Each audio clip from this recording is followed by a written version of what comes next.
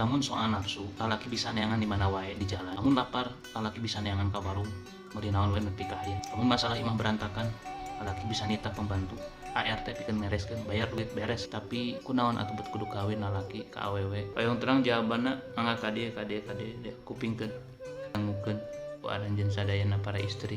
Lain soal nafsu, lain soal dahareun atau wanita pikeun memeres imah.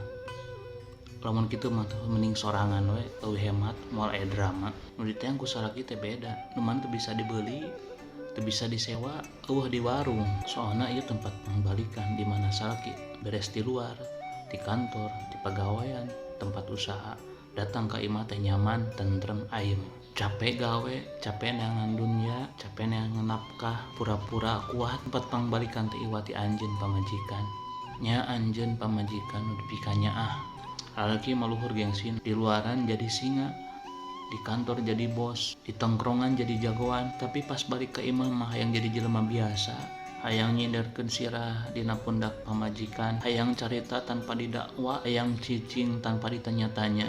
Jeung eta teh bisa diri hanya ti saurang, nya eta pamajikan, pasangan teu bisa ti nu lain iwati pamajikan. Makana abi rek nyarita ka para aranjeun sadayana khususna kaum istri, aranjeun teh prana hebat pisan. Anjeun teh lain pembantu, anjeun teh lain koki, anjeun teh lain pemuas, tapi aranjeun teh istri teh imah.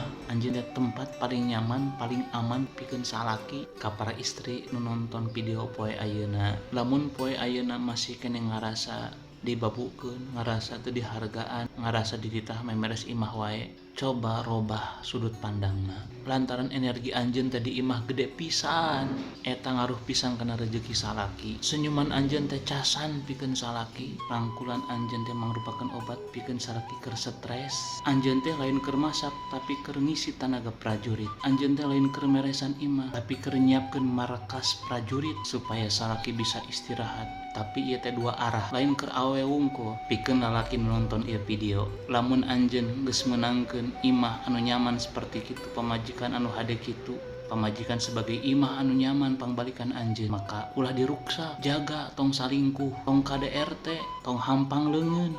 Karena lamun sakali imah geus teu tentrem, sakumaha hebatna lalaki, laun-laun bakal hancur. Ayeuna kuring rek nanya ka kabehanana khususna ka para istri awewe sebagai pamajikan, sadar henteu anjeun bahwa aranjeun kabehanana para istri mangrupikeun peran sangat hebat pisan dina rumah tangga, lain sebagai pembantu.